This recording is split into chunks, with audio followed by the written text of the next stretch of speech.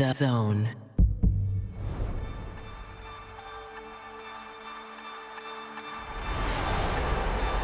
DAZN is the home of boxing, with over 150 live fights a year. This fight has lived up to expectations.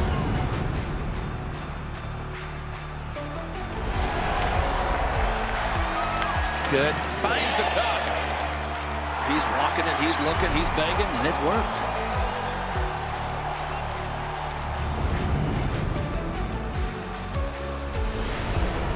Ladies and gentlemen, let's get ready to rumble! How do you like it? How do you like it?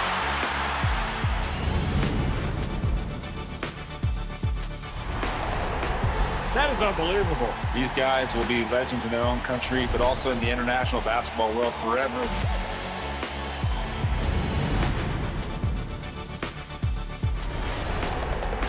Are you not entertained? I'm not supposed to be cheering, but this is X Series. I can do whatever I want.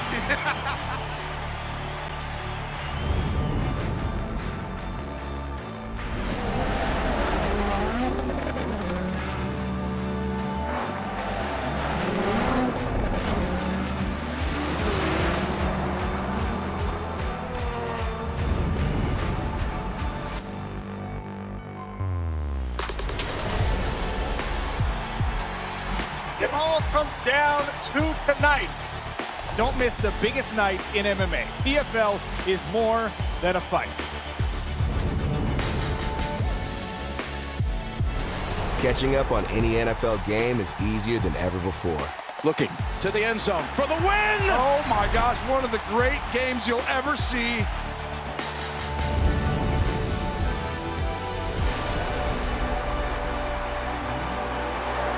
It's their time. A night to remember.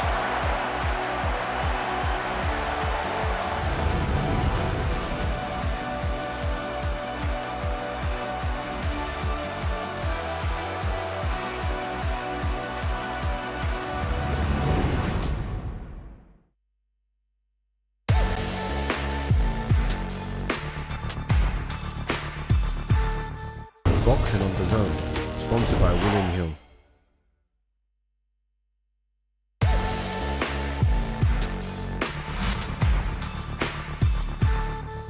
Make a game of it here. Penalty. Oh, if one man's going to miss. Here we go. Te l'avevo promesso. Intense pressure. One shot!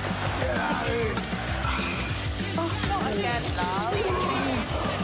That is unreal. Oh, here we go. Absolute perfection.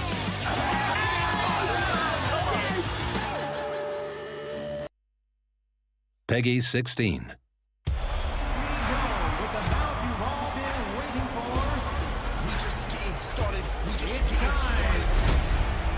Oh my word, what a shot! Incredible action! What an atmosphere it is! Refusing to lose, refusing to give up, been floored by the headshot!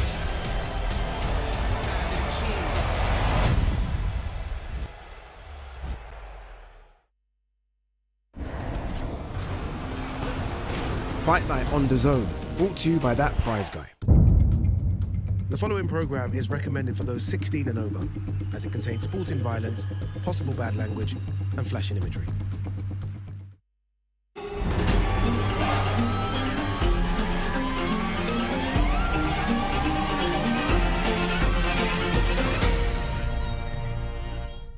This is the moment the world has been waiting for. The judges are ready, the fighters are ready, the boxing world is ready. The fight starts now! Let's go.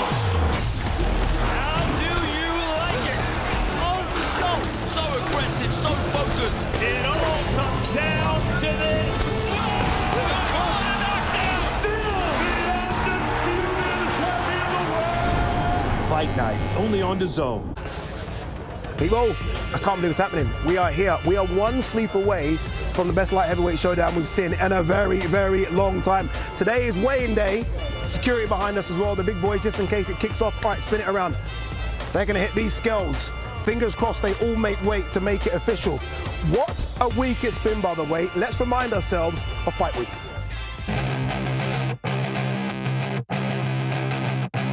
Two incredible undefeated champions for all of the marbles in the sport of boxing. The undisputed dream.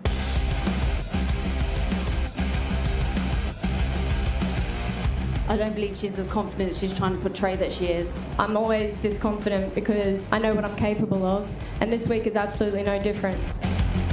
You said you're a Sheffield Beterbiev. That's the stupidest thing I've ever heard. I hope you make it home nice and safe after this, but I'm going to brook you up in that ring. I look incredible in this outfit. In fact, I might just wear this for the rest of the trip. He'll need that sword what Chris has got next to stop me coming at him on Saturday night. The talking's nearly over and it's almost time, to land them gloves on Fabio. And my desire and my hunger to become the British champion is as big as ever.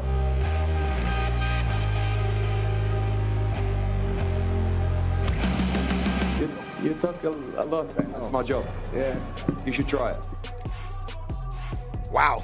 Eddie Hearn on point there. Look, one sleep away, one day away from a fight that a lot of people in the trade thought couldn't happen. It does happen. Artur Beterbiev versus Dmitry Bivol. We're going to make it official today because today is weigh-in day from the Cube here in Riyadh, Saudi Arabia. I have replaced Barry Jones and Darren Barker just for a few minutes with Frank Warren and Eddie Hearn, Queensbury and Matchroom.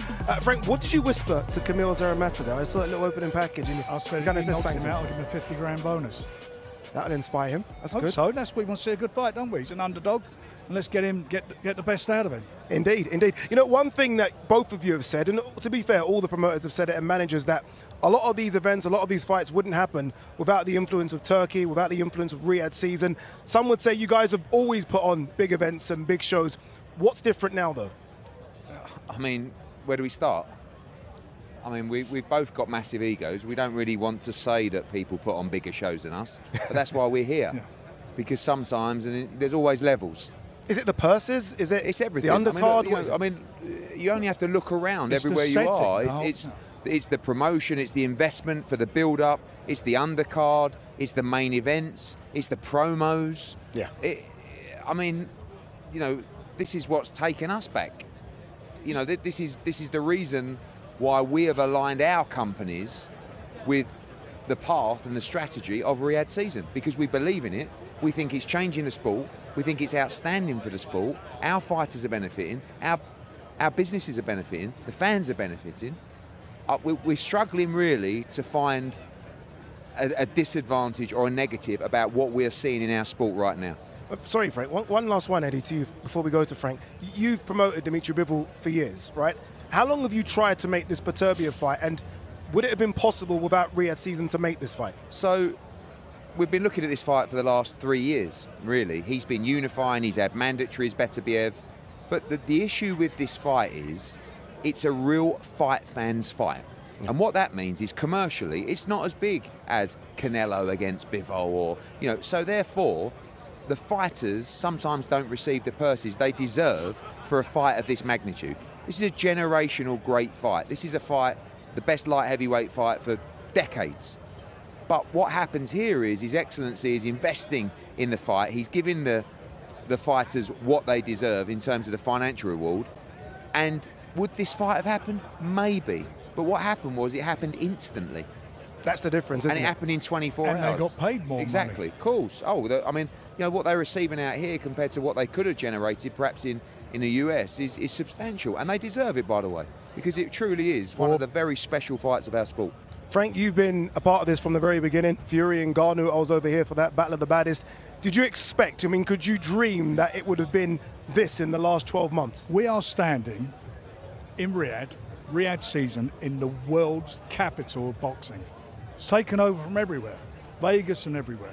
That's what's happened in the space of a year, all these great fights. And what we got on Saturday is one of the fights, as Eddie's saying, what is it, a couple of decades, maybe 20, 22, 23 years, whatever it may be, since the last unification fight between two undefeated fighters. One has a record, 20 fights, 20 knockouts. The other one's undefeated, 23 fights undefeated. Great styles that will make a great fight. And the last time we had a unification, all the belts on the line, was Tyson against Usyk. And look what a fight that was. And here we've got another one. This is outstanding. And these fights certainly would not be happening if it weren't for His Excellency, Riyadh season, and the investment that's been made into the sport. It's just amazing. What is happening here now is has set an agenda, set a scene for the future as well, because it doesn't end on Saturday night, it continues. You look what's coming up, the Latino fight in November, you go to the 21st of December, the rematch. Next year we're announcing, he's already let the cat out of the bag, we've got another 5v5. So that's going to be something special again. And it just goes on and on and on. And if you're a fight fan, how can you not like that? Yeah, no, honestly, it's an incredible schedule. And there was a time when we thought Riyadh season was from October to March, and it continued, didn't it, with Wembley and LA. You mentioned Fury. Obviously, Tyson Fury takes on Alexander Usyk December 21st. We got the announcement of the undercard, and it's Matchroom and Queensbury, isn't it, this one? Some really good fights. And one, Eddie, that a lot of people maybe won't talk about, and they should, is Boychuk versus Madrimov. Boychuk, I thought, was incredible against Virgil Ortiz, and Israel Madrimov nearly surprised everyone against Terence Crawford. Yeah, that is an absolute war. I mean, obviously a big night for Ukraine again with Alexander Usyk and Bohachik. You know, for me, I thought he beat Virgil Ortiz that night. Could have gone either way. Madrimov, I thought he nicked it against Crawford. But to jump straight back into that fight for both of them is what Riyadh season's all about. It's another 50-50 fight, a massive fight for their career. I'll let Frank talk about Moses. Johnny Fisher, you know, great platform for him, going to bring hundreds of fans. Of course, there'll be thousands of British fans travelling for the show as well. For me, when I look at it, I can't stop thinking about and talking about Dennis McCann against Peter McGrail, because we made that fight in about, between Matchroom and Queensbury in about 10 minutes. Then we had to speak to the fighters, and it took less than 24 hours. Like, that is such a great fight. British and European super bantamweight championship between two of the best young fighters in the country. I can't wait for that. Both of them really want it as well. I was going on both of their socials, and they're both eager for this. It's a brilliant fight. And, Frank's got Moses on in a bit. You've got Johnny on, two heavyweights that could eventually even Isaac meet. Lowe, Lee McGregor, great little fight. I mean, it's a fantastic card. There's 8 Brits on the card. It's not bad, 8 British fighters on that card. And, and I echo everything Eddie says about the Dennis's fight against McGrail. That is a cracker of a fight, 2 belts on the line. It was ordered by the EBU and the Border Control. So we got it done, and the fans are going to be in for a treat with that. Moses, he's stepping up. Yep. Dempsey's only lost 1 fight. Philip Hrgovic, Hrgovic, who we see Hrgovic in action against Daniel Dubois. So you know how dangerous he is early in the fight. And he was undefeated going in that fight, which was the interim title. And the fight with Dempsey, I believe, was an eliminator for the world title. Final eliminator for the world title. So it's a big step up for a teenager, a 19-year-old guy. And we're going to gauge from him where he's at this stage of his career in fighting Dempsey. It's a cracking card. Very quickly, before we get to matters at hand on the weekend, you're both here, Dubois, AJ. Has there been any conversations between you two over a cup of coffee about a potential rematch, anything at all? Yeah, I mean, as with all of these fights, the man in the middle is His Excellency. So it's not really always Frank and I talking about making the fight. It's His Excellency talking to Frank and talking to me. And of course, we're talking as well, and we're keeping everybody in the loop. So, there's a period of time within AJ's contract that he's got to make a decision. It's not up yet, but he's thinking hard, he's resting the body, he's having to think about what he's going to do. It's still quite fresh. It's only, 3 weeks ago, and he's still devastated by the defeat, and Daniel's had a great time in Brazil as the new champion, and well-deserved. So we'll see, I think is the right answer. It's a big decision for Anthony. You've got the Fury-Usyk fight coming up. There is options for him, but I don't think there's a right or wrong decision, honestly. We'll have to just see what happens over the next couple of weeks. Either way, British fight fans, world fight fans are in for a treat. All right, let's get back to matters at hand here. We had the press conference yesterday, Artur Beterbiev versus Dmitry Bivol. I've never seen Beterbiev angry until Eddie got him angry. What they say, you want to make fight with Eddie? No? Yeah, he called you arrogant. Why you do that? He called you arrogant. It really can be, but I can do something, you know? Why you... Don't worry about me. You have to get through him first. But why you talk like this? When he's finished with you, it'll be easier for me. Why? We no need finish with him. Why finish with him tomorrow? Really? But tomorrow, Saturday? Today, maybe. Just today. the weigh-in tomorrow? Maybe today, what do you want? Maybe. I don't think it would be a tough fight. You need a real I think challenge. you're not good condition now. I mean, terrible. Yeah? But I think you need to switch on for this guy. Okay. You talk a lot, I know. That's my job. Yeah. You should try it. Okay, we'll see in Saturday, this Saturday. Eddie. You know, I've interviewed him a few times, and look, he's quite difficult. He doesn't say much. It was almost as though that was your plan, to try and get something out of him. It's a show.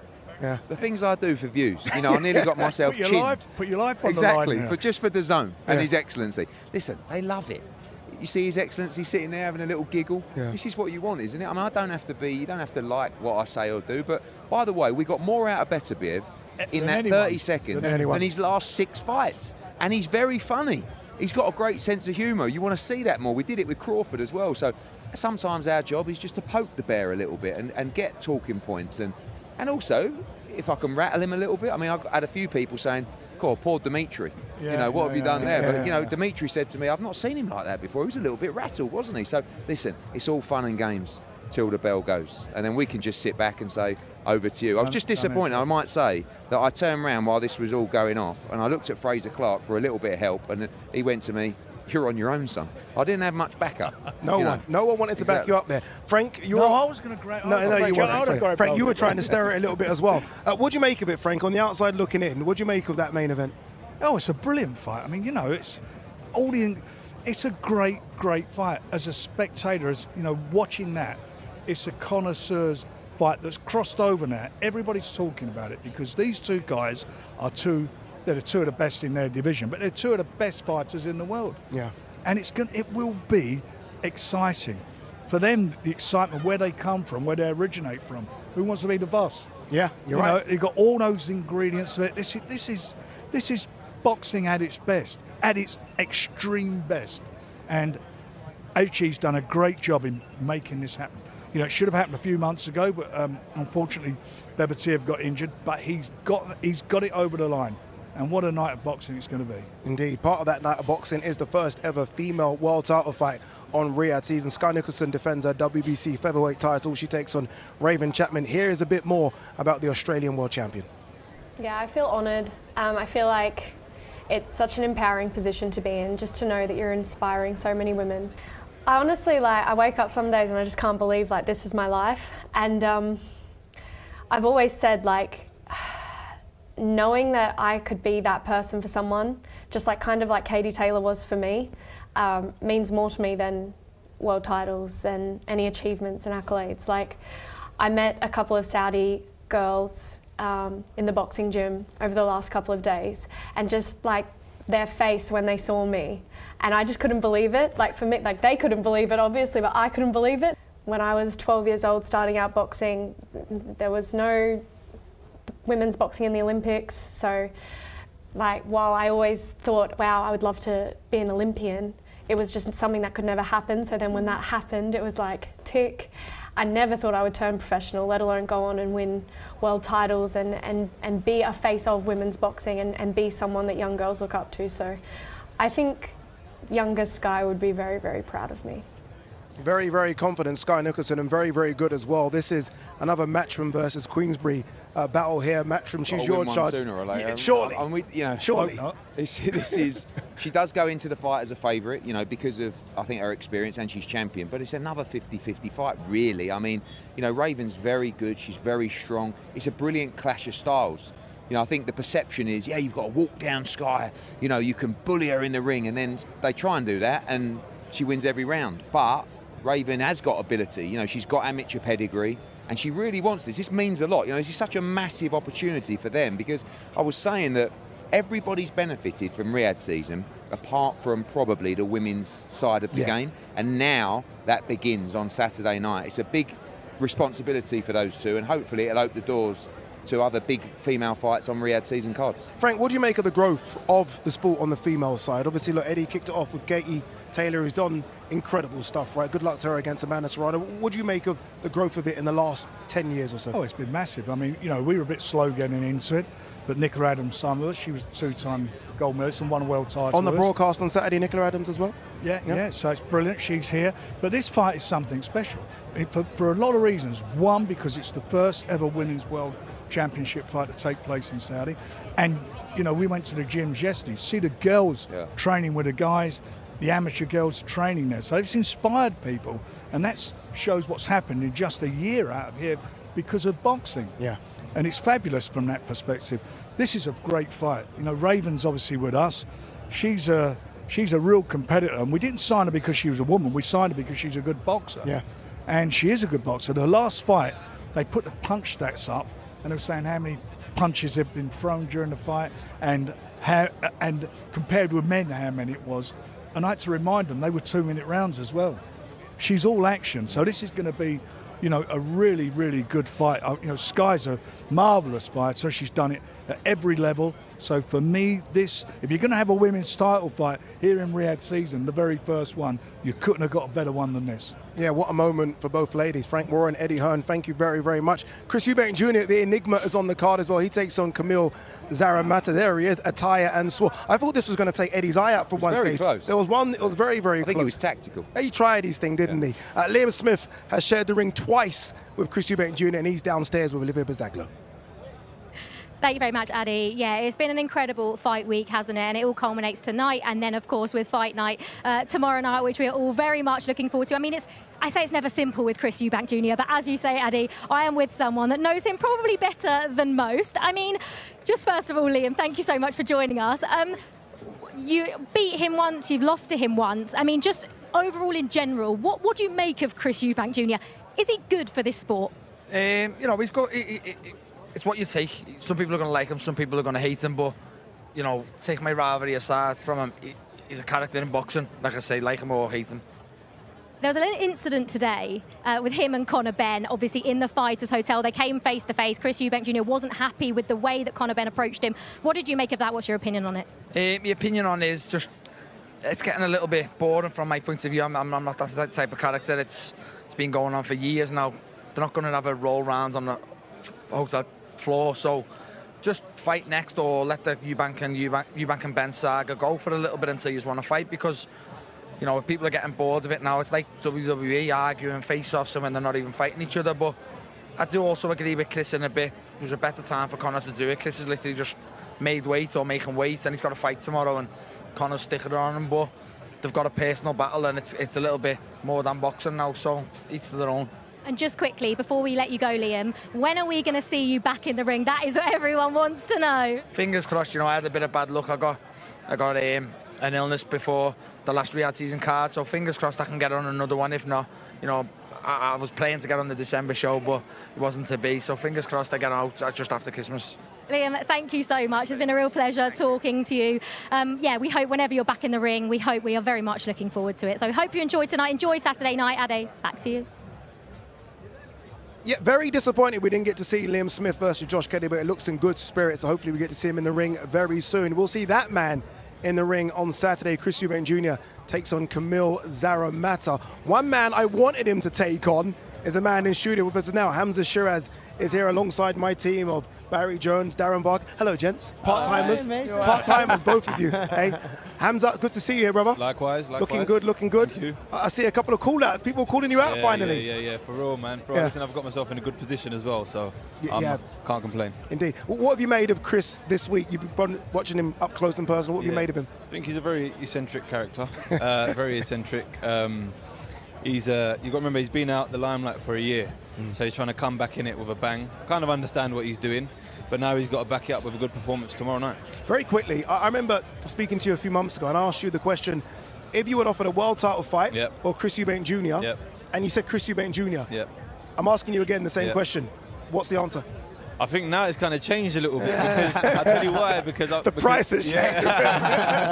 And the possibility, like, being mandated and whatnot, it's within touching distance now, and like I said, from being a kid, you dream of winning world titles and whatnot, and yeah, man, so I think I'd have to change my mind now.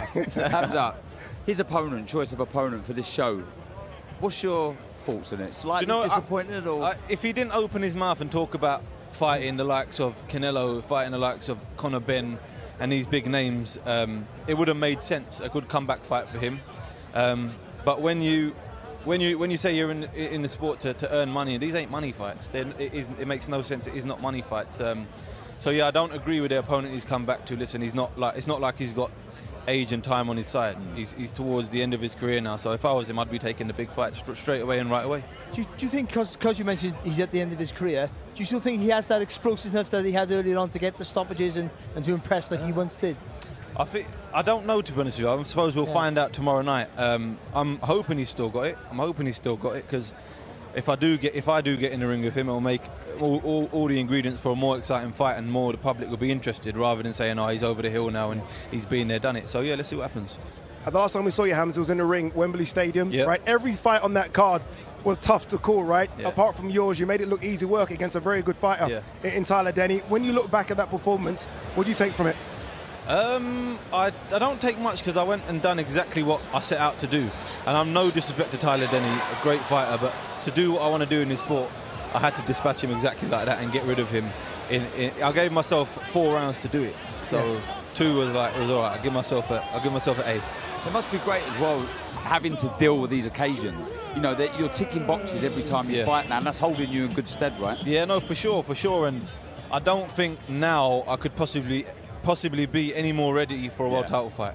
So the way I've gone about things and my team's gone about things, and my promoter Frank Warren, I think he's done very well. I'm going to talk like you're not here now, and I would say the reason why you've improved massively is you understand your range and your distance, and now you've slowed yourself down so you don't rush your work. Has taken you from being a prospect to a genuine world title contender, and I think you fighting for a world title puts you in a really good position. I think you win a world title then if you get the opportunity. Yeah, no, God willing. Very quickly on Alam Kanali, obviously he's called you out, right? I mean, you wanted that fight as well. I know for a fact that your team have put an offer to him. Is that the one you want next?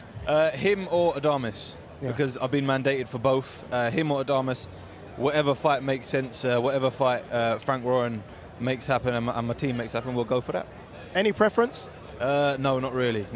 Either or, because God willing, I get the win, I know I'll be fighting the other one anyway right away. So either or, I'm happy. Love it, Hamza. Great to see you out here. Thanks as always, my man, for coming through.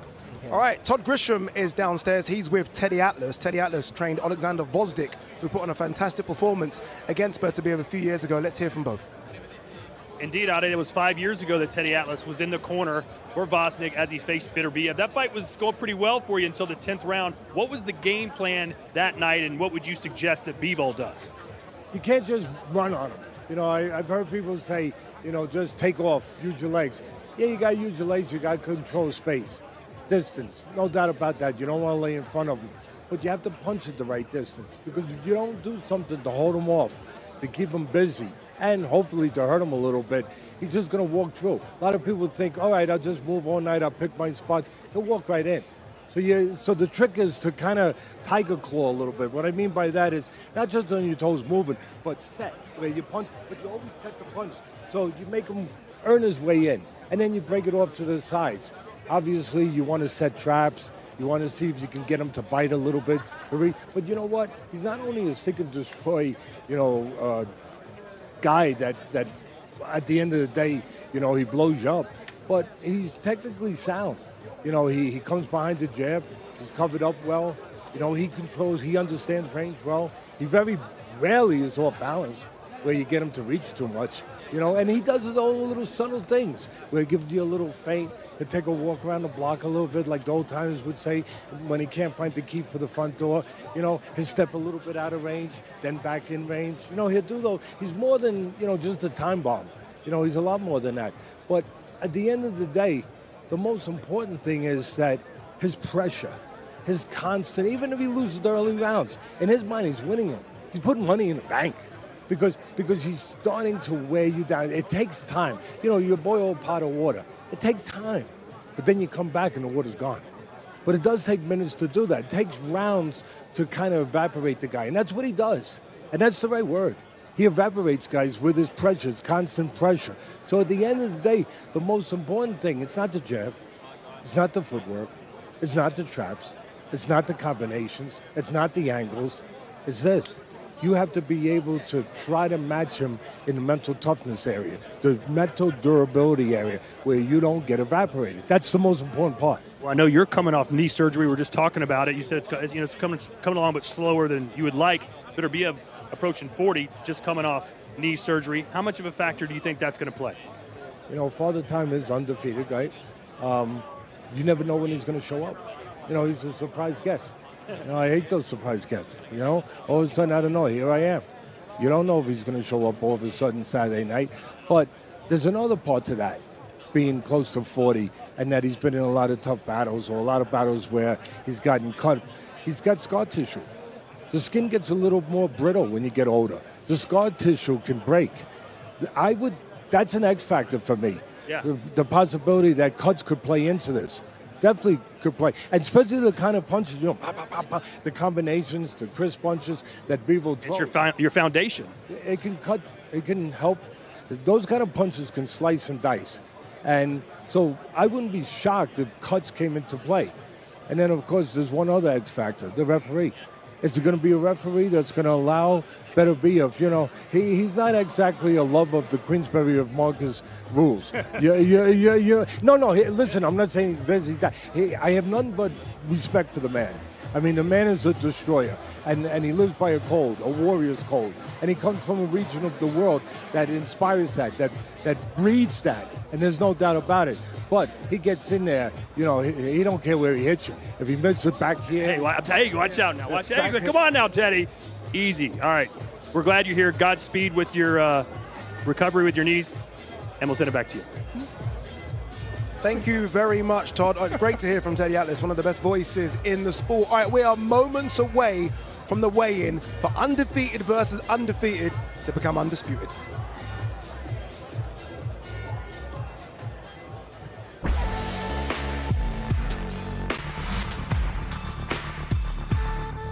For the first time in over a decade, a major boxing video game has hit the scene on Xbox and PS5. It is undisputed, and for the first time, the fighters competing in this weekend's Riyadh season card are getting their hands on it. Let's see how they do.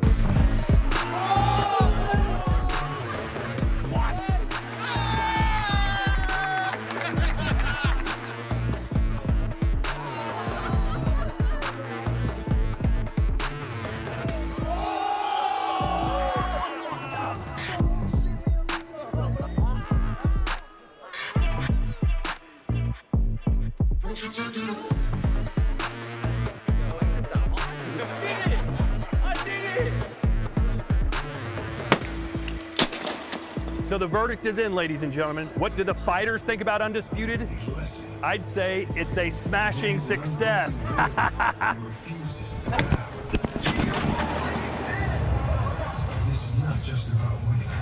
I would have been a very happy man to take that TV home. I'd have been very happy.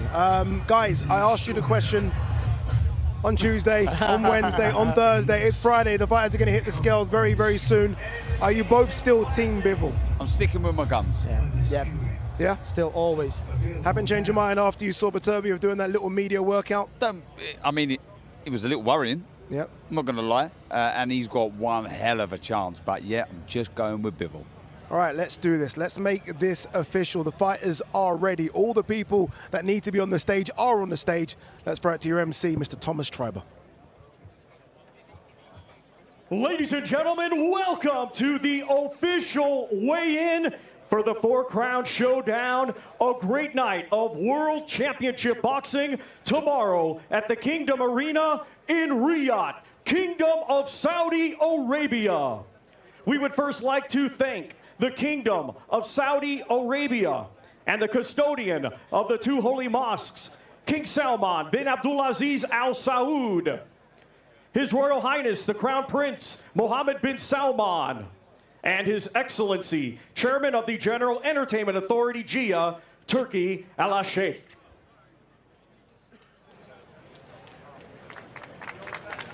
This great event is being brought to you by Riyadh Season and the General Entertainment Authority, JIA, with Frank Warren for Queensberry Promotions, Bob Arum for Top Rank Incorporated, Eddie Hearn for Matchroom Boxing, Gold Star Promotions, Boxer, World of Boxing, and Sella, along with their great sponsors: Saudi Tourism Authority, Saudi National Bank, STC, Dr. Suleiman Al Habib Medical Group, Saudia Airlines, New Muraba Development Company, and Lucid Motors. A big thanks to those great sponsors.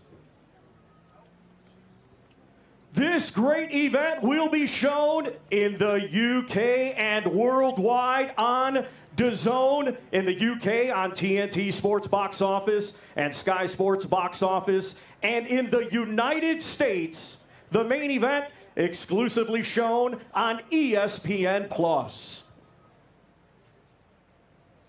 Let's now get the weigh-in process started. Our first two fighters competing tomorrow in a scheduled 4-round international super welterweight contest. Let's first welcome a native of Culiacan, Sinaloa, Mexico, now fighting out of Bratislava, Slovakia. He is a veteran of 61 professional bouts. Let's welcome Cristian Lopez Flores.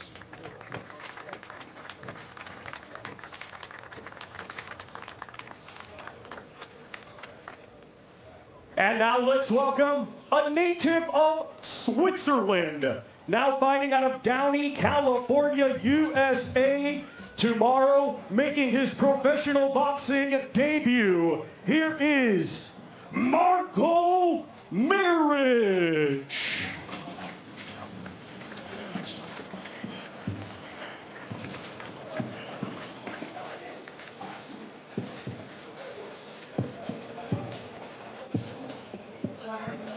First to the scale, we will welcome Cristian Lopez Flores.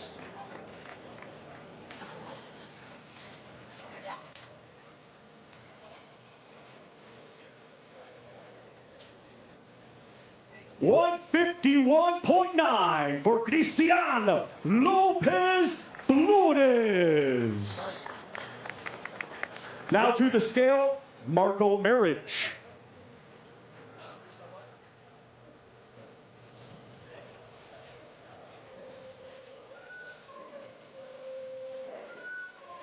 $152.6 for Marco Maric.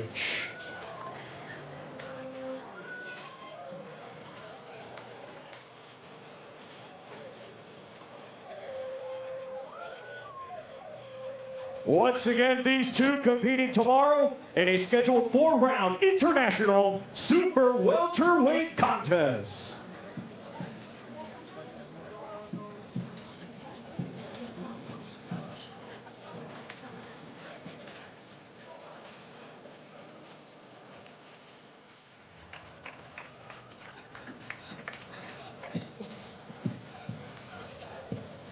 Finally, we get to see these two guys, by the way, because all week we haven't seen them. We've heard they're here, we've heard they're on the card, but we didn't even know what they look like.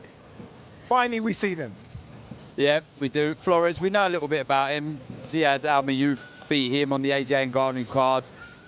So yeah, it's good for them to get their little bit of taste of this.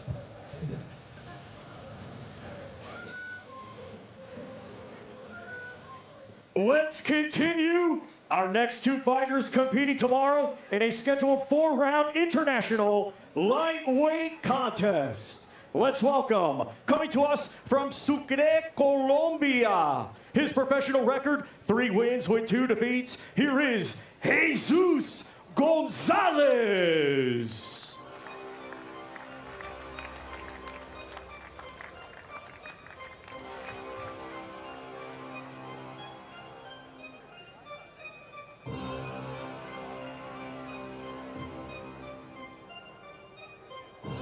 And before we welcome our next fighter, we would like to recognize joining us here today, His Excellency Turki Al-Sheikh.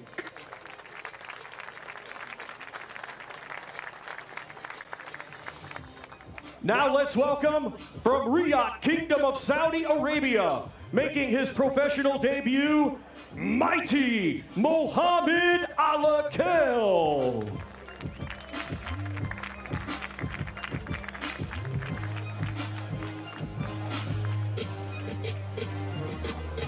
First to the scale, we welcome Jesus Gonzalez.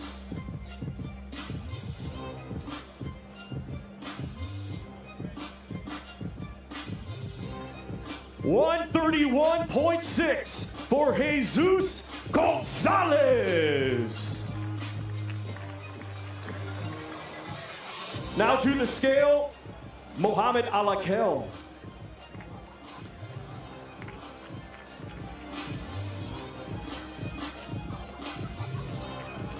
131.6 for Mighty Mohammed Alakel.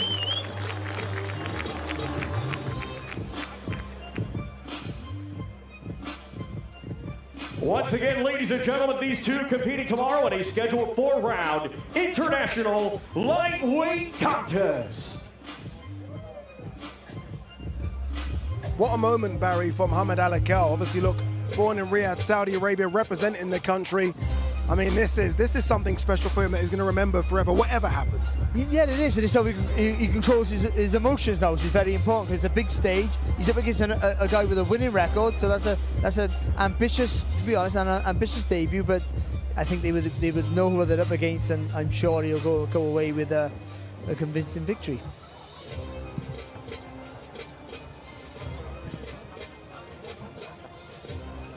I believe we are going to hear from Mohammed Alakel. Yeah, I can see he's with Olivia Bazagla. We are going to hear from him.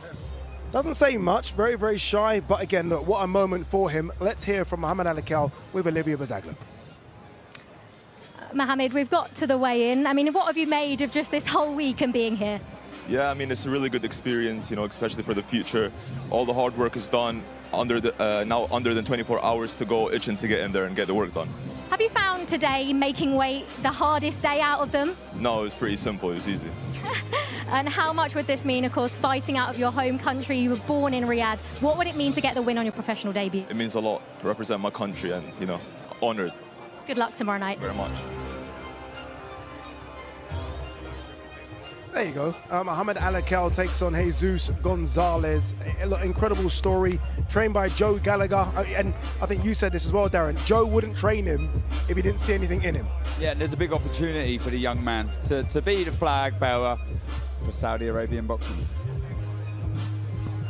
Our next two fighters competing tomorrow in a scheduled 10-round contest. It will be for the IBF International Light Heavyweight Championship.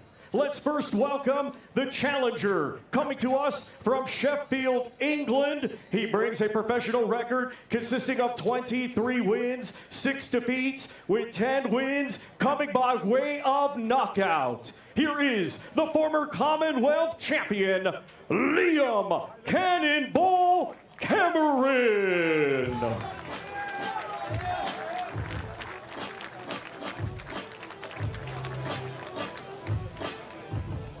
And now let's welcome the defending champion from Darlaston, West Midlands, England. Undefeated with 8 wins, 5 of his 8 wins coming by way of knockout. Also a 2020 Olympic silver medalist. Here is the reigning and defending IBF International Light Heavyweight Champion, Ben the Surgeon Whitaker.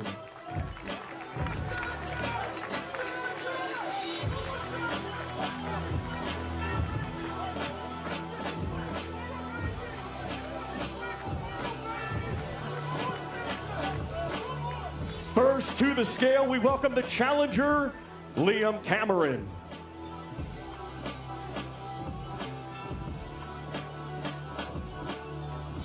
$174.6 for the challenger, Liam Cannonball Cameron. Now to the scale, the defending champion, Ben Whitaker.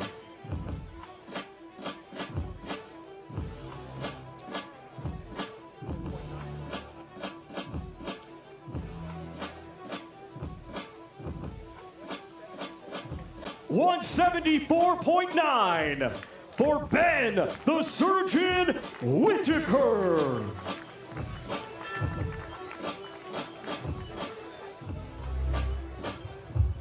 Looking forward to this one. I don't mind a fight that has a little heat.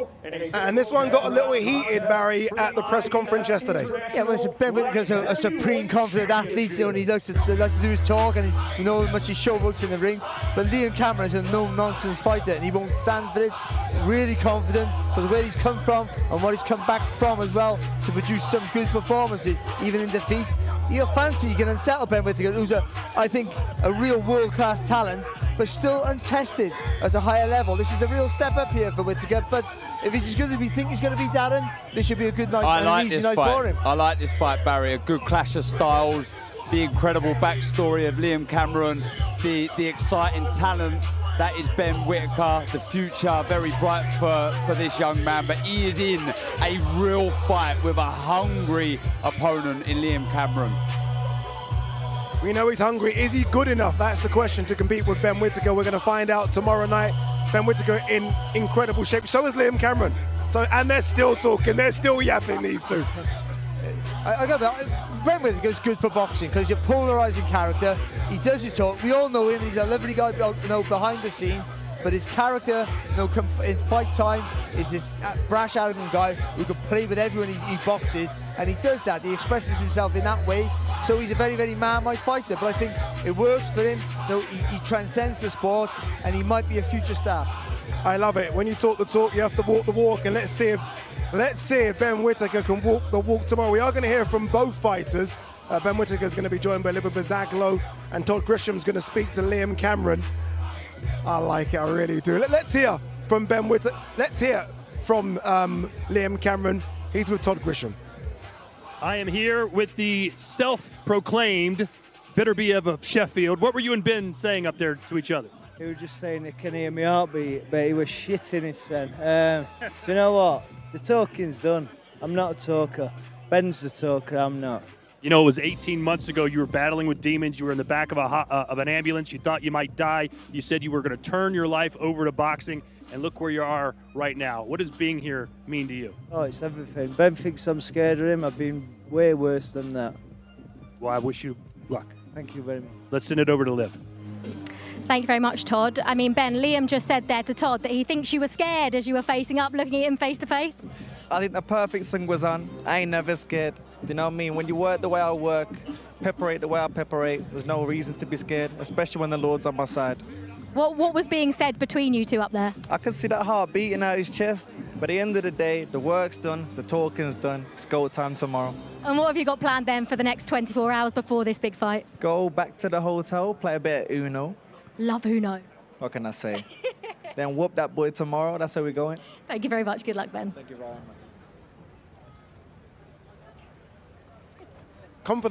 Confident. I mean, if he could bottle that confidence up and sell it, he'll make a lot of money just from the confidence. But again, he has to deliver tomorrow, and I guess you put pressure on yourself when you talk that much, but I like it. I like it a lot. Yes, it's a lot of self-belief. I tell you what, if you could bottle up his talent, you can sell that for fortunes. You know, he's got both, and it's now about delivering on the big stage. Our next two fighters competing tomorrow in a scheduled 10-round contest. It will be for the Women's WBC Featherweight Championship of the World.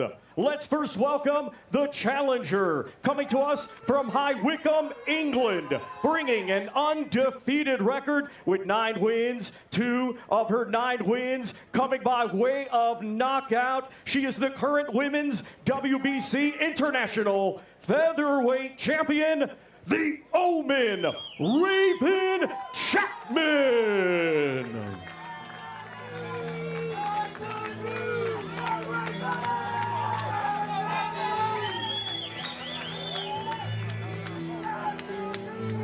And now let's welcome the defending world champion from Queensland, Australia, a 2020 Olympian, now undefeated as a professional with 11 wins, 1 win coming by way of knockout. Here is the reigning and defending Women's WBC Featherweight champion of the world, future undisputed, Sky Nicholson.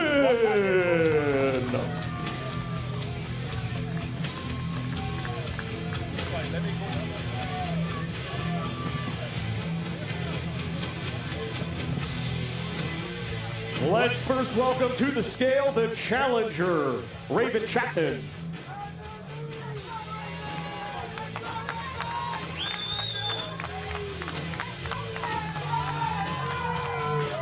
$125.9 for the challenger, the Omen, Raven Chapman.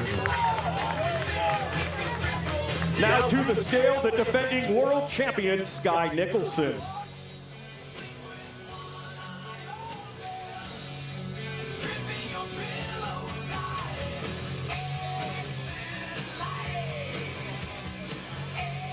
The same as her opponent, 125.9 for the defending world champion, future undisputed, Sky Nicholson.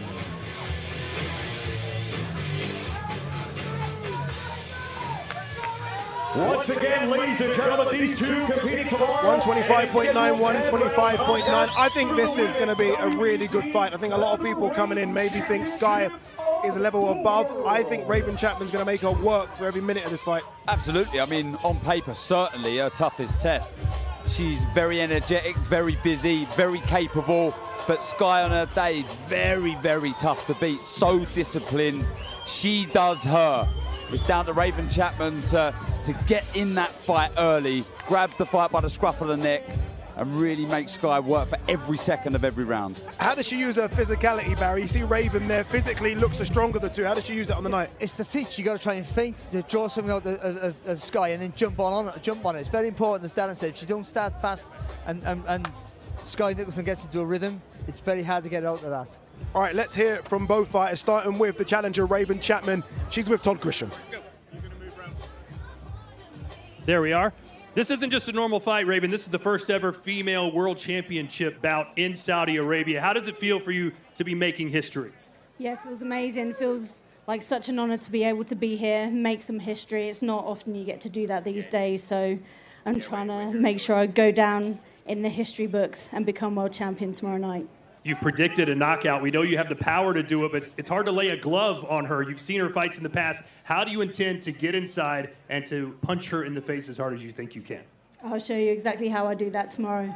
Look forward to it. Thank you very much. All right, over to Olivia. Sky, it got a little bit tense, especially at the press conference yesterday. Do you like it when that happens? It's definitely new territory for me. I want to thank His Excellency, Turki Al-Sheikh, for this opportunity. To be here. I know we have a very empowering position on Saturday night. Tomorrow night, it's finally here. Can't wait. You still got a huge smile on your face. What makes you so confident that you are going to beat her? I trust my preparation. I know what I'm capable of, and now it's just time to do the job. I can't wait for tomorrow night. Good luck tomorrow, Sky. Thank you.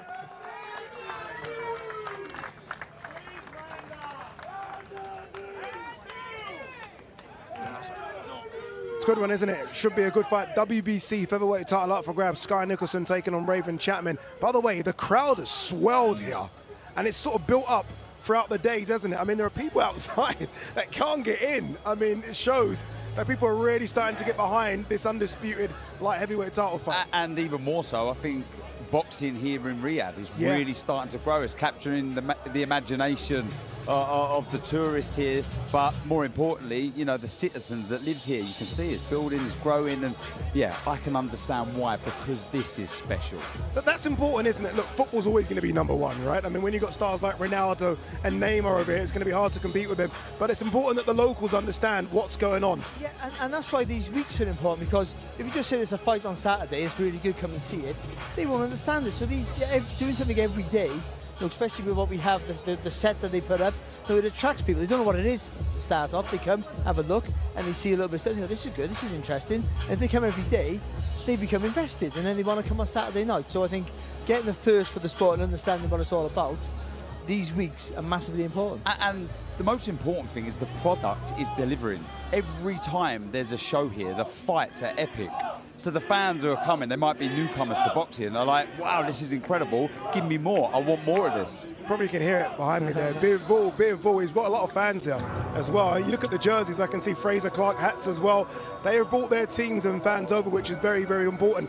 Also very important is the fact that we've got a first women's world title fight here. Yeah. How significant is that, Barry? It's massive. You know, we've had a women's fight before in Saudi Arabia, but obviously in Jeddah. But having a women's world title fight and stylistically a good clash, I think that's important. If it's a fight that's, you know, a one-sided, affair, then and also, you know, a tippy-tappy affair, it's not going to be great, because they picked a real good dance partner for Sky Nicholson and Raven Chapman, who will give it all, make Nicholson work hard, and that'll give an appetite for people who want to see it again. It's very, very important. So it wasn't just having the fight, it was picking the right people for that, and I think they've done that. You know, just to separate and get both of your opinions on this, there's been a lot of talk about potential doing 10 threes for world title fights or 12 twos.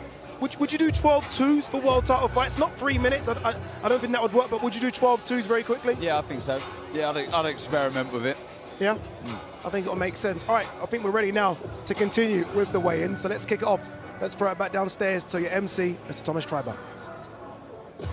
Our next two fighters competing tomorrow in a scheduled 12-round contest. It will be for the vacant IBO middleweight championship of the world.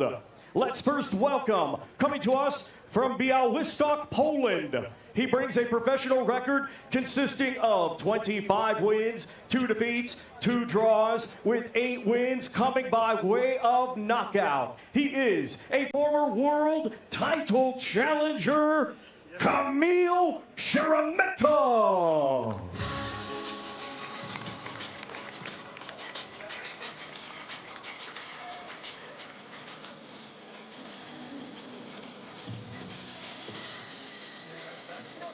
And now let's welcome from Brighton, England. His professional record, 33 wins, 3 defeats, with 24 of his 33 wins coming by way of knockout. He is a former British champion and former IBO super middleweight world champion. Here is Chris Eubank Jr.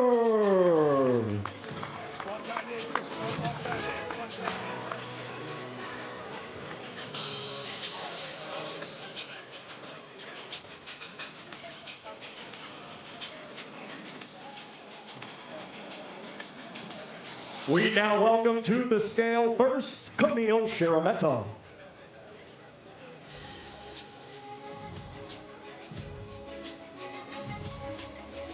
$159.12 for Kamil Sharameta.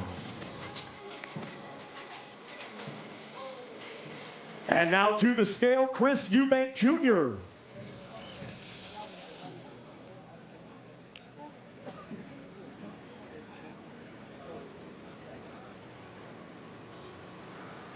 The same as his opponent, 159.12 for Chris Eubank Jr.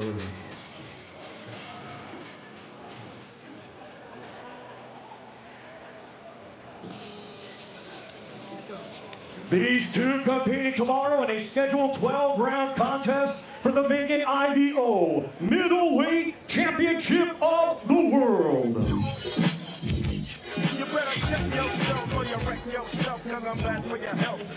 Both of them 159.12. I don't know if you guys heard when Frank was in the studio with Eddie Hearn and myself, and I said, Frank, you whispered something in Kamil Sharameta's ears yesterday, and he said, yeah, I offered him a bonus of 50 grand to knock out Chris Eubank Jr. He's obviously not a fan. That might make the fight a little bit more spicy, because it's on paper, it's a one-sided fight. But this is a fight, though. He needed a comeback fight like this, Eubank, and he's been on for a long time. And it's important, though. The win is, we think, a given, but we're not sure. But it's important that he performs. If he underperforms and just scrapes over the line, there's a lot of questions to be asked. Chris Eubank Jr. looks incredible on the scales there. He always does look in great shape. I mean, this is why he's able to take his body down a little bit to fight Conor Benn. That fight could happen. Went up a little bit to fight George Groves. I think we are going to hear it from Chris Eubank. He's going to speak to Olivia, but as Chris does, he takes his time. No one rushes Chris. No one whatsoever. He's great for the sport, isn't he, Barry? But you were talking about Ben Whittaker earlier, and Eubank Jr. is very much that Marmite character. You know, he gets under people's skin, but he's such a strong-willed human. He doesn't care what people think about him. He just goes about his business, and what he says is what he believes. All right, let's hear what he says now. He is still on the stage with Olivia Bazaglo. I mean, Chris has literally just said to me, well, we're doing an interview, I'm going to take my shirt off. So we've got a shirtless Chris Eubank Jr. Chris, you've embraced this culture all of this week. Just tell me what fight week has been like for you. It's been a roller coaster, but it's been fun. It's been, the weight cut went well. The interviews went well. The press conferences went well. Everything's gone perfect. Now all we'll have to do is get in that ring and do what I've been preparing to do my whole life, which is take guys apart in style. I was going to say, it's not just about winning, but making a statement tomorrow night. It's about looking sexy. That's it. That's all I got to do. And just finally, I have to ask you about the Conor Benn incident. From your point of view, what happened today? From my point of view, that little insect is a coward. He waited until I was cutting weight, dehydrated, and malnourished to come and step to me. And he showed his true colors. But at the end of the day, I'm not worried about Conor Benn. I'm not thinking about that guy. I got to go out there and I got to deal with this tough opponent in Kamil Szeremeta. After I've dealt with Kamil, Conor's next. Good luck tomorrow night, Chris. Thank you. Well, there you go. I was going to ask the question, what next if he does get past Kamil Szeremeta? I think we've already been told now, potentially, and I guess, look, there are still a couple of hurdles to get over. Potentially, we are going to see Conor Benn versus Chris Eubank Jr. at 160 pounds, I'm guessing. Yeah, it's got to happen, I think. It needs to be put to bed. The rivalry, the bad blood needs to end, and it only ends when you get in the ring and you compete. It's a fight I'm all in for. Yeah, Kamil Szeremeta first, though, for Chris Eubank Jr. Maybe Conor Benn next. Our next two fighters competing tomorrow in a scheduled 12-round contest. It will be for the IBF Cruiserweight Championship of the World. Let's first welcome the challenger coming to us from Manchester, England. He brings a professional record consisting of 22 wins, 2 defeats, with 12 wins coming by way of knockout. He is the current EBU European and Commonwealth Cruiserweight Champion, Jack One Smack Massey.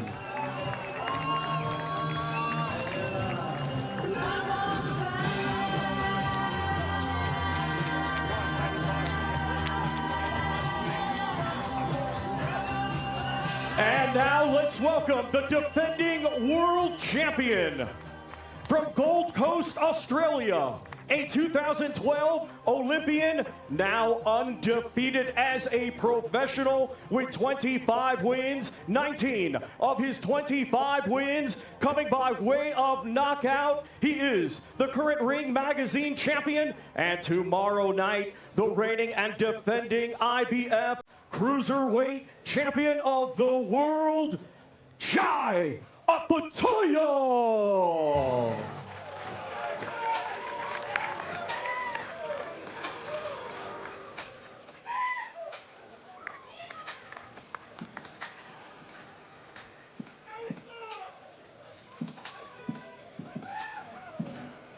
Let's now welcome to the scale the challenger, Jack Massey.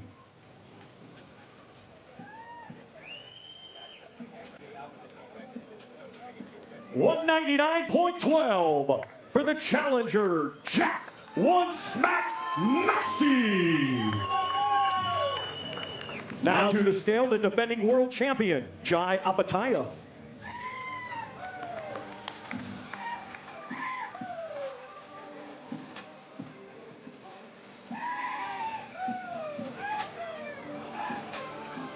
$198.9 for the defending world champion, Jai Apatoya.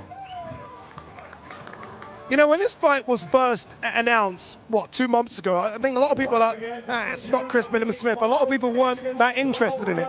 All of a sudden, everyone is glued to the TV tomorrow because of this one.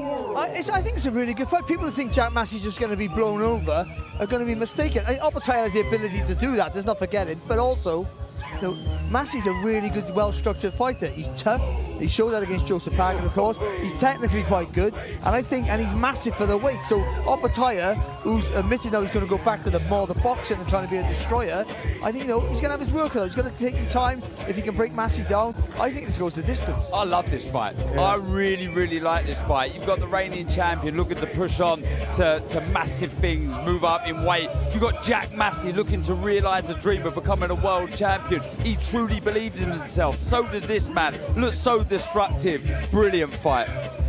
It is a brilliant fight. Let's hear it from both fighters, starting with the challenger, Jack Massey. He's on stage with Todd Grisham. I'm here with One Smack Jack. A lot of hype, obviously, around Jai Opetaya. Are you buying that? Is he as good as everyone seems to think he is? We'll see on Saturday night. Tomorrow, that'll tell. Yeah. So what's it going to take to beat him? What do you have to do? Just have to be myself and get in there and fight. You know, that fire burning in my belly, that's going to give me the push and just do what I do best. You saw in his last fight, he struggled in the championship rounds. He seemed to run out of gas. If it does go to rounds 11 and 12, how prepared are you to step up there and finish it? I always finish strong. Every fight I finish strong, and I'm going to be there. I'm going to drag him into deep waters, and that's where I'm going to get him. I'm going to punish him. Can't wait to see it. Good luck to you. Thank you very much. All right, Liv? Thanks, Todd. Jai, I mean, did you hear what Jack said there? He thinks by getting in the ring, being himself is enough to beat you. Do you think that's enough to beat you? Man, I'm pumped. You know, I'm ready to put on a show. We've done the trenches. We've been in the hard work. I'm ready to go to war. He says if it gets to the latter rounds, that's where he's going to get you. Yeah, we'll see, man. Skills pay the bills. You know what I mean? Everyone wants to be a tough guy, but skills pay the bills. I mean, it has been pretty respectful between you two. The belt is there, but it's more than just a belt. It's about taking that belt home to your daughter, isn't it?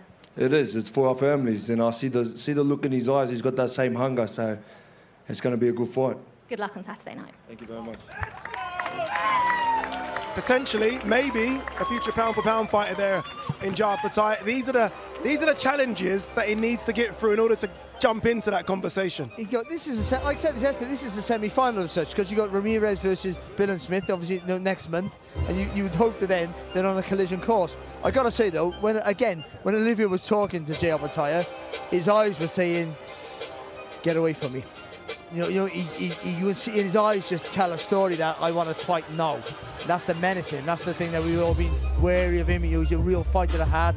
But as he's been mentioning all week, skills pay the bills. He's going to go back to what really got him to a world title shot, and that was his boxing ability, not just the raw aggression. All right, it is a couple of big boys up next. Remember, it is the British heavyweight title fight. They're ready, as is our MC, Mr. Thomas Triber. Our next two fighters competing tomorrow in a rematch. It is scheduled for 12 rounds, and it will be for the British Commonwealth and WBA International Heavyweight Championships. Let's first welcome the challenger, coming to us from Burton-on-Trent, Staffordshire, England. A 2020 Olympic bronze medalist, now undefeated as a professional with 8 wins, 1 draw, 6 of his 8 wins coming by way of knockout. Here is Fraser, the Eraser Clark.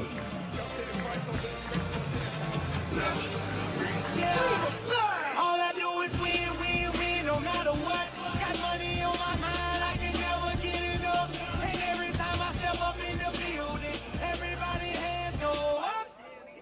And now let's welcome the defending champion from Ipswich, England, bringing an undefeated record with 17 wins, 1 draw, 16 of his 17 wins coming by way of knockout. He is the reigning and defending British, Commonwealth, and WBA International Heavyweight Champion, Fabio Wardley.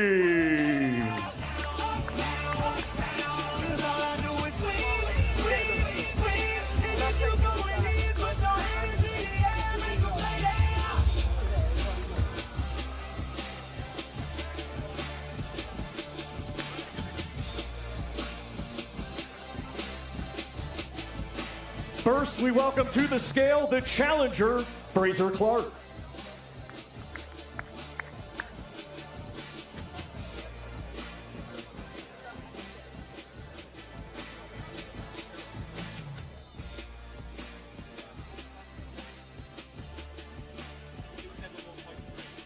$271.3 for the challenger, Fraser the Eraser Clark.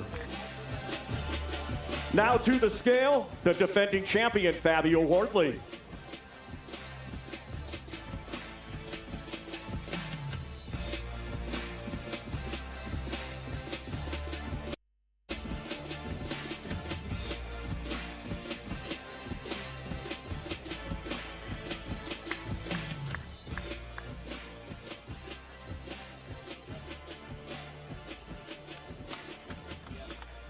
$241.6 for the defending champion, Fabio Wardley.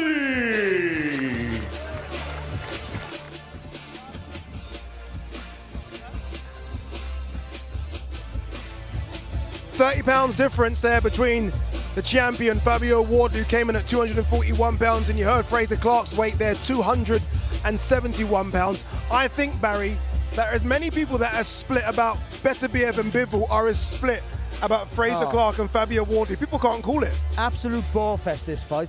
Absolute ball fest. It's, I mean, this might steal the show. It's like, if the first fight was just an honour to be at, this is hard to pick because you think Fraser Clark would be able to adapt better in the rematch, but also Wardley has that magic of making you fight his fight from the first minute of the first round. Who makes the correct adjustments from that first fight? Will Fabio Wardley be as aggressive but less reckless? Will Fraser Clark look to mix fire with fire? Will he stick to his boxing? So many variables how this fight could be won and lost. Brilliant, brilliant contest. I don't think Wardley makes any adjustments. Honestly, I don't. I think this is how I fight. Fraser going to go through it again. Is Fraser going to try to make the adjustments? But if he tries to box more, he just invites more pressure off Wardley. So we got to try and get it right. It's a great fight. I love that handshake there. They're almost like there was a handshake of, this is going to hurt. We know it's going to hurt, but let's just try and enjoy it as well, gents. War. Absolute war. It really is. I can see Fabio Wardley already ready to speak to Livia Bazagla, but we are going to go to Todd Grisham and Fraser Clark first. Fraser getting his shot, and I can see. It's just, you know, I've said the winner of this has got an argument to get into the top 15 world rankings. How far off are they? Yeah, I think you're about right. I think they're still a way off a box for the world title. Yeah. But they'll get to that and then start picking off the fringe contenders. I think, you know, and in the heavyweight division, you know, your rise is quite rapid. We know that. So a couple more wins and you're there. All right, let's hear from the challenger, Fraser Clark. He's with Todd Grisham. All right, Big Fraser, your fight earlier this year, a Fight of the Year candidate. What's the build-up to this fight been compared to that fight? It's been a good build-up. You know, I think two good characters, me and Fabio. We've done what we can out here to promote the fight.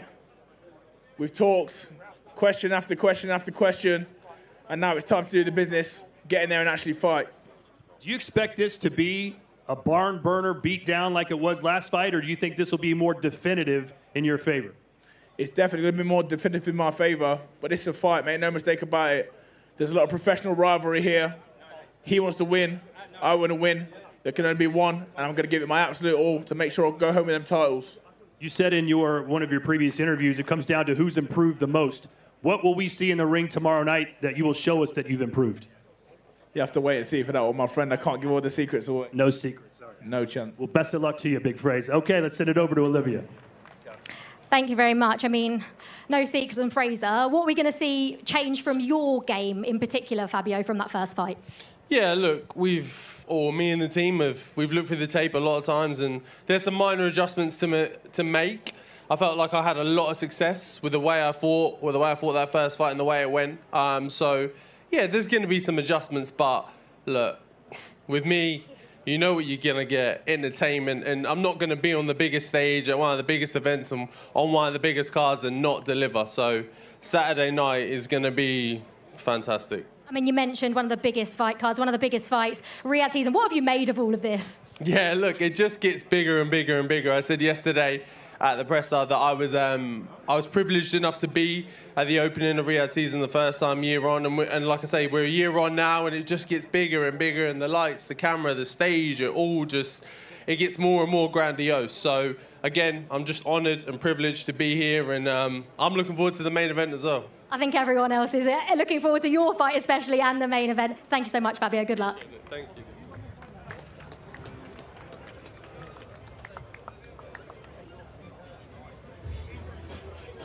There you go, the big boys. Two very, very big boys as well. That's it, your undercard fighters have now weighed in. It's all about the main event, boys. Coming up, Artur Beterbiev versus Dmitry Bivol. We are very, very close now to another Riyadh season classic.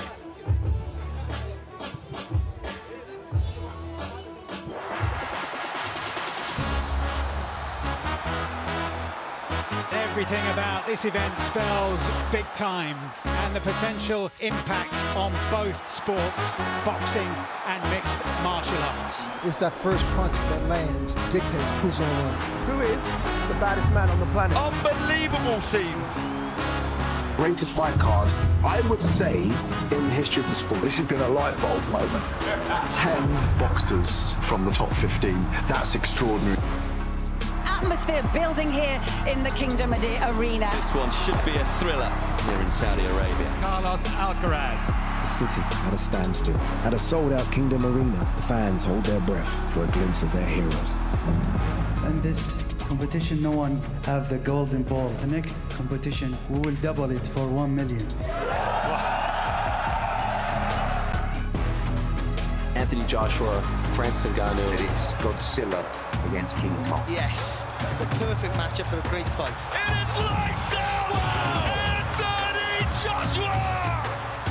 When I've got through with Arabic, then we go down for AJ. Here we are, back in the Kingdom, Riyadh, Saudi Arabia for the big one. It is the undisputed heavyweight title fight. Once you win the Olympic gold, that's one gold that you've won. Now it's time for the undisputed. It's just another step. What Usyk has done there is incredible. He will go down as one of the greatest of all times.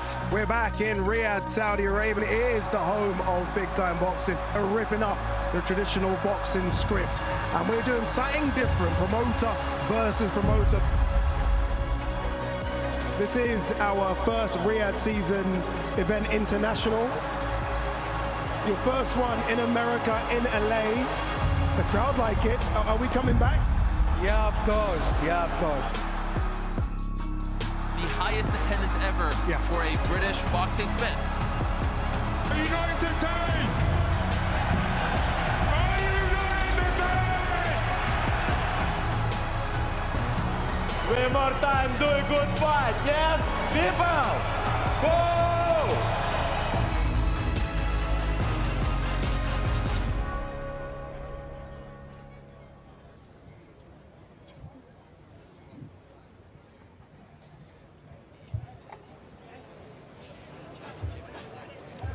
You know, when I think of some of the moments that we've had on Riyadh season the last 12 months, I mean, it's been incredible. You think of that Fury-Usyk fight, which was just sensational. Going to LA for Crawford versus Madrimov, Daniel Dubois versus Anthony Joshua. And it's been so many. I mean, the first one that we did, Fury and Ngannou, I mean, that was insane as well. And we've got another big one, haven't we? This Saturday, live on DAZN, two of the best light heavyweights of this generation are going to duke it out. Before they do that, they hit the scales. Let's throw it to your legendary MC, Mr. Michael Buffer. Well, ladies and gentlemen, good evening and welcome to the Kingdom Arena, Riyadh, Saudi Arabia. As tomorrow night, Riyadh Season and the General Entertainment Authority proudly presents an evening of world-class professional boxing for your entertainment, culminating in an evening of history as undefeated champion faces undefeated champion for the undisputed light heavyweight championship of the world. Promoted by Frank Warren for Queensberry Promotions, Bob Arum's Top Rank Boxing, Eddie Hearn for Matchroom Boxing, along with Gold Star Promotions, World of Boxing and Sella, sponsored by the Saudi Tourism Authority, Saudi National Bank, STC, Dr. Suleiman Al Habib Medical Group, Saudi Airlines, New Muraba Development Company, and Lucid Motors. And special thanks to the Kingdom of Saudi Arabia and the custodian to the two holy mosques, King Salman bin Abdulaziz Al Saud, His Royal Highness Prince Mohammed bin Salman, and His Excellency Chairman of the General Entertainment Authority, His Excellency Yorki Al Sheikh. And now, ladies and gentlemen, this is the weigh-in for the main event. 12 rounds of boxing scheduled as undefeated faces undefeated for the undisputed light heavyweight championship of the world. Coming first to the stage, bringing a perfect record of 20 fights, 20 victories, 20 wins by knockout. He is the reigning and defending unified WBC, WBO, IBF, undefeated light heavyweight world champion, Artur Beterbiev.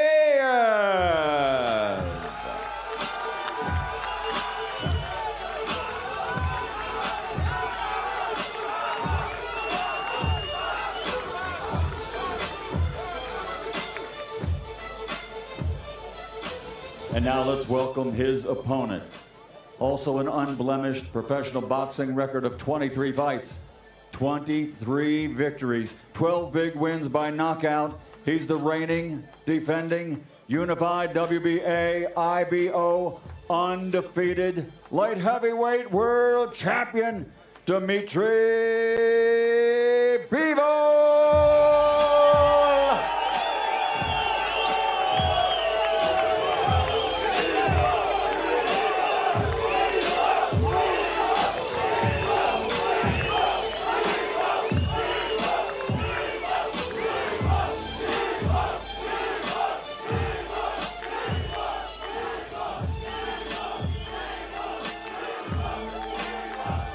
First onto the scales will be Dmitry Bivol,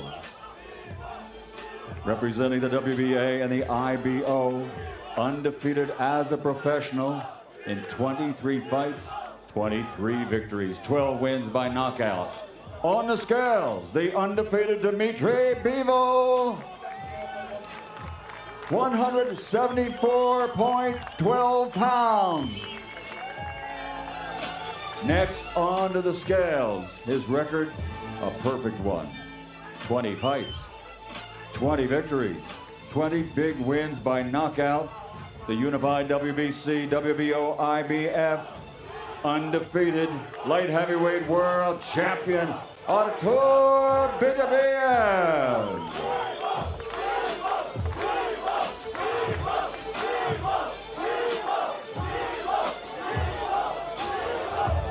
174.9 pounds for Beterbiev.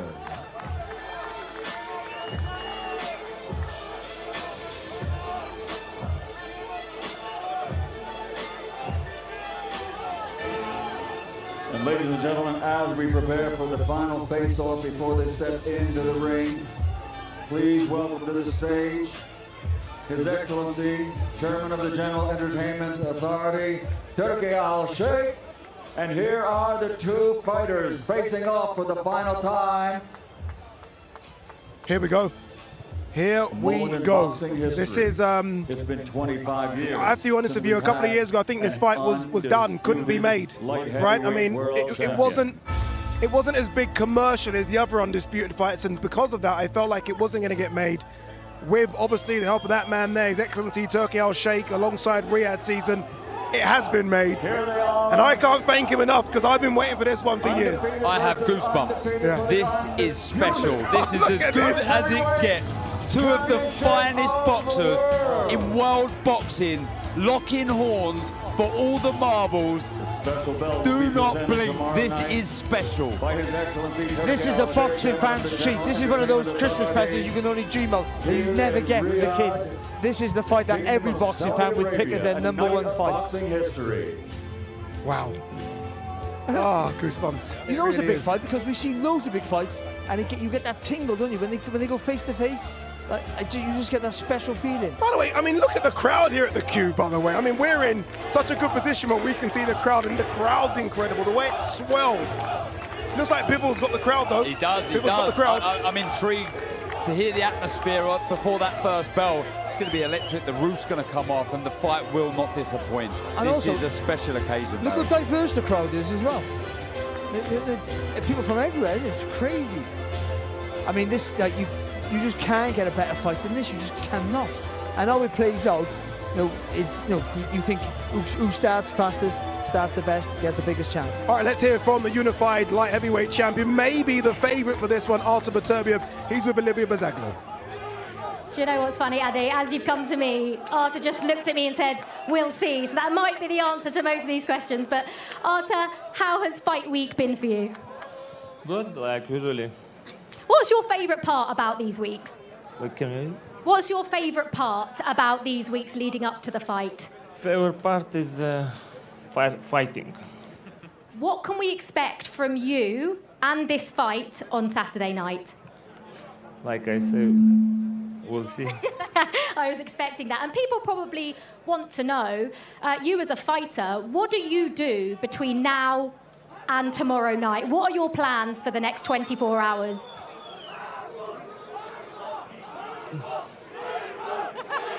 Be quiet and getting ready to fight.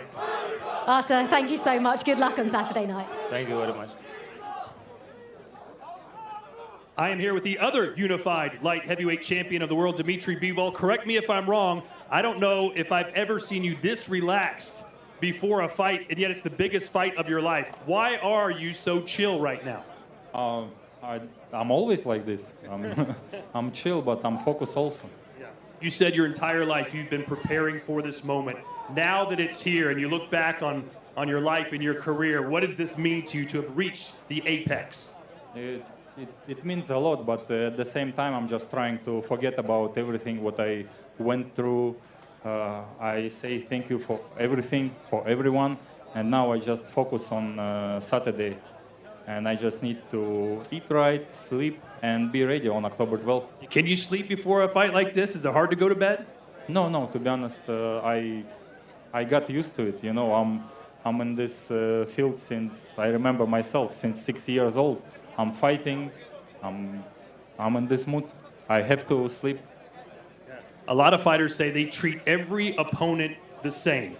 In preparation for Beterbiev, do you treat this fight camp and this opponent the same as you have every other fighter?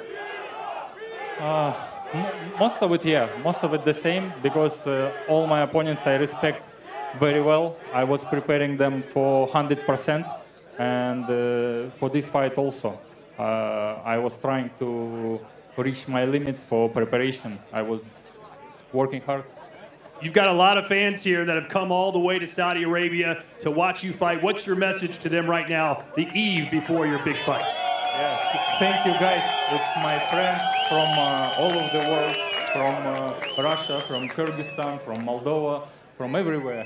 And thank you, guys, for supporting me. All right, best of luck to you. Eddie Hearn, if we could get a word in with you real quick. There's mega fights, there's big fights, but as far as 50-50 fights, I'm not sure we've had a fight like this in recent memory. What's your take on just the matchup between these two? I think you have no two experts with the same pick. You know, you've got a lot of travelling fans turning in now. Anyone here for Artur Beterbiev? Small. Anyone here for Dmitry Bivol?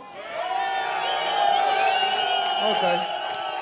Anyone here for Eddie Hearn? No one. Listen, this is a generational great fight. The best fight in the light heavyweight division for decades. Two ice-cold competitors. And, you know, for me, this is an opportunity for Dmitry Bivol to achieve a lifelong dream. He already slayed the pound-for-pound king in Canelo Alvarez. This is a bigger fight. This is a bigger night. This is what he wants more than anything. Get ready tomorrow night for an incredible card, top to bottom. Riyadh season explodes October 12th. Right next door in the Kingdom Arena. Don't miss it. I believe that Dmitry Bivol will be the undisputed world champion tomorrow night. We shall see live on DAZN tomorrow night. Let's send it back upstairs to Ade. Wow, I have goosebumps, honestly, goosebumps, because, again, it's a fight that I've been waiting for years. It's a fight that takes place on Saturday live on DAZN. We've had so many big fights on DAZN in the last 12 months to few years. It's undoubtedly the home. It's undoubtedly, undisputedly the home of boxing. Hey, listen up. Let's have it. We know you've always got your eye on the prize, the championship belt. And why wouldn't you? You're a finely tuned, well-oiled boxing watching machine, capable of consuming over 150 fights on DAZN every year. We've gone big, we've gone global. Churning through combinations, comebacks, and non-stop knockouts. Where are you? With big fights every week, you're the best in the world. So go on, get that belt, champ. DAZN, undisputed.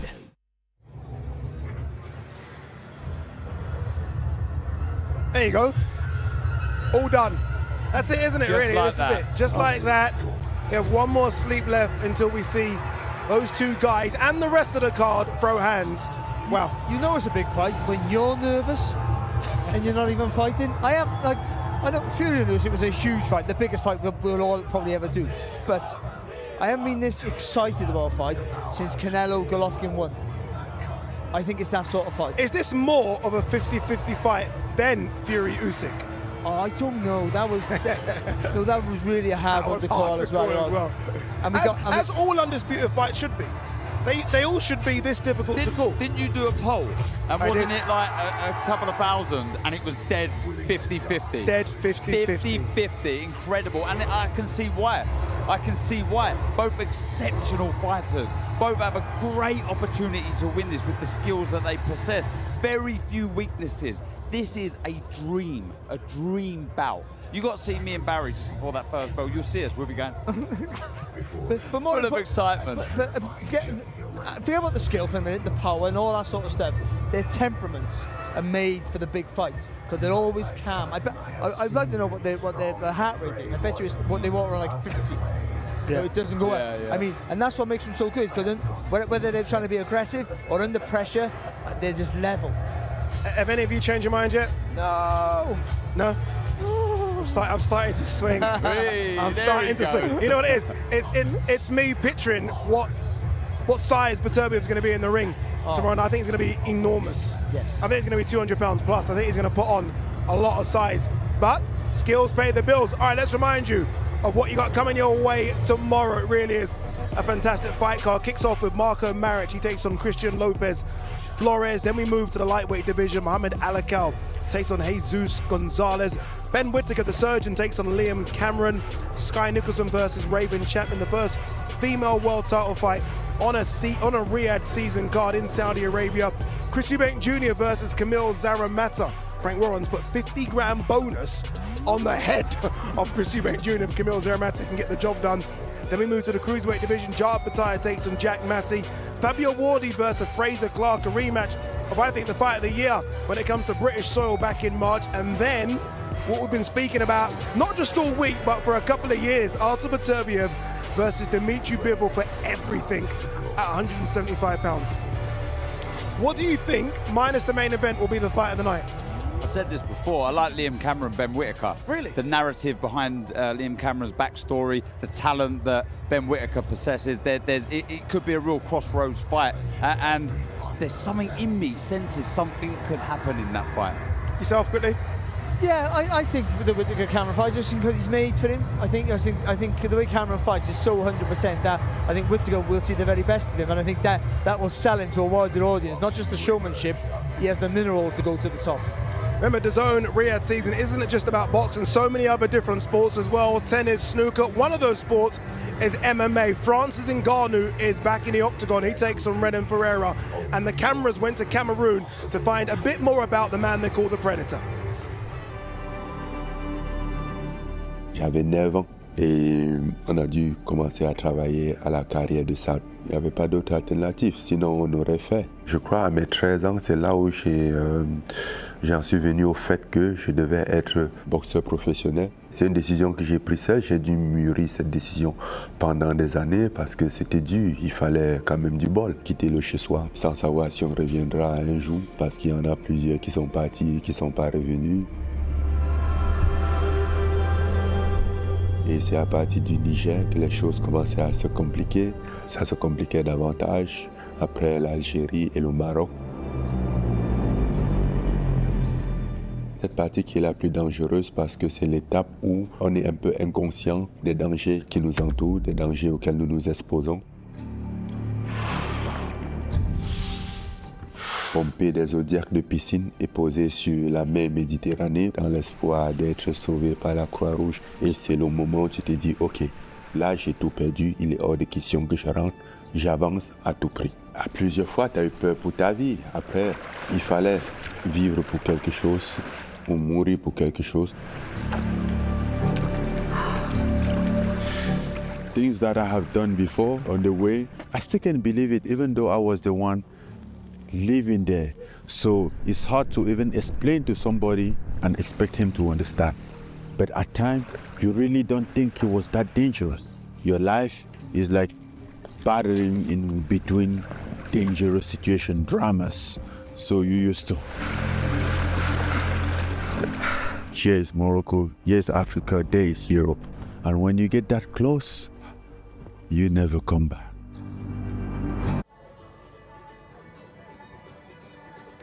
Really is an incredible piece. So I've been lucky enough to have seen it already. I got a little sneak preview of it, and it's fascinating. You think you know the Francis Ngannou story, but you don't know everything. And I think this documentary, which is out on the DAZN platforms tomorrow, will let you know a bit more about Francis Ngannou, who's back in the octagon for the first time in a couple of years. He takes on Renan Ferreira October 19th, live on DAZN. It should be a good one. All right. Guys, look at the smile. Look at the smiles. Can we look at those? Christmas come early. Let's go bed, wake up tomorrow, let's go. It's like that, isn't it? Like you go to sleep and wake up. It is Christmas for all of us. It should be Christmas for all of you fight fans as well. Tomorrow, we get to find out who is the best light heavyweight of this generation. Make sure you tune in. All the action gets underway from 6:30. The whole team is out here. Make sure you join us because you do not want to miss this one. Legend tells. At the peak of the highest mountain, there lay dormant for thousands of years a mystical crown with the power to rule all of mankind.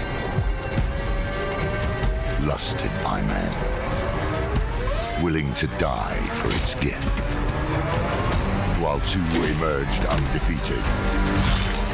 There could be only one possible outcome.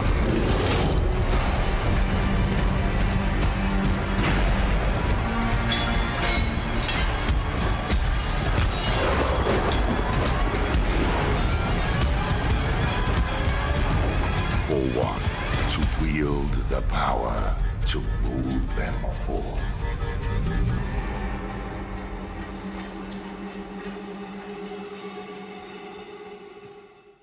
Boxing on DAZN, sponsored by William Hill.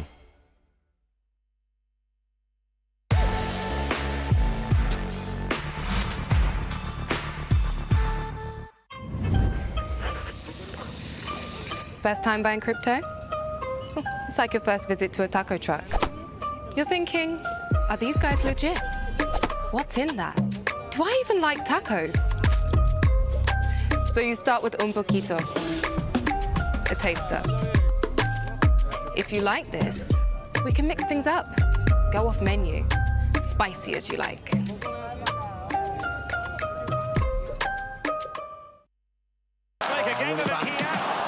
Penalty. Oh, if one man's going to miss. Here we go. Still a Bivol promise.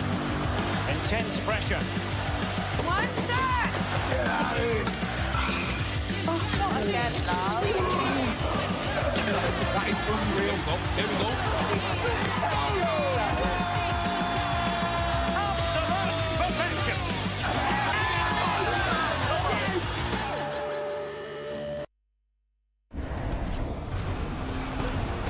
Fight Night on DAZN, brought to you by That Prize Guy.